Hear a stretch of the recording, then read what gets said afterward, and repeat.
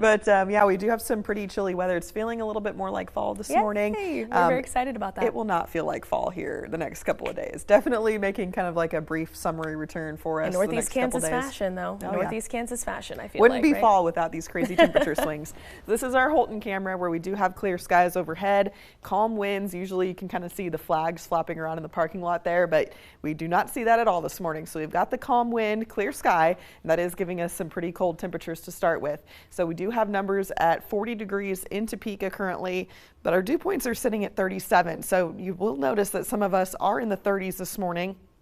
And with our dew points in the mid-30s and some of our temperatures in the mid-30s, we may be waking up to a little bit of frost right now. So temperatures are at 37 in Marysville, Lawrence checking in at 35, 39 degrees at Emporia and Manhattan, and slightly warmer off towards the west at 44 degrees in Clay Center.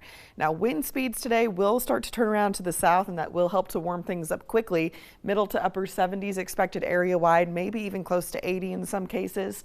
Tonight though, as those winds continue, we'll drop back into the middle 50s. That does, when we do have a wind during the overnight period, it does tend to keep things just a little bit warmer. And throughout the daytime tomorrow, increased southerly wind, that's definitely going to increase our temperatures up into the middle 80s for the entire area for Wednesday. Definitely going to be the hottest day of the week for us. Already starting to see that southerly wind starting to turn around here in our southern counties. At the most though, about 7 miles per hour right now.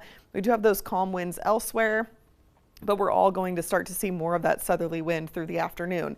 By this evening, 5 p.m., we're probably dealing with winds about 10 to 15 miles per hour.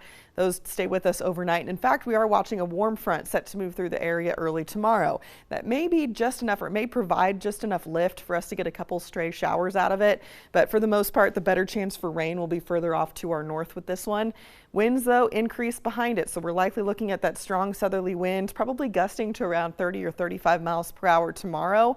And then right before our cold front arrives on Thursday, we're looking at the strongest winds. So sustained winds about 25 to 30 miles per hour. That could easily give us wind gusts near 40 miles per hour for Wednesday during the daytime before that cold front arrives. This would also serve as a focus for us for some potentially strong storms as that cold front moves through.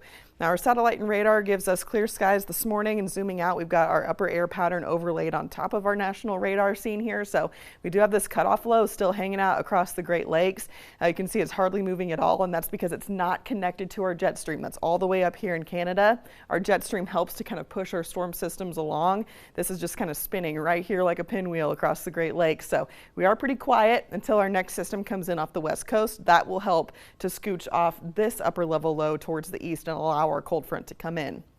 Future track starts this morning. We'll eventually see potentially a few clouds later this afternoon.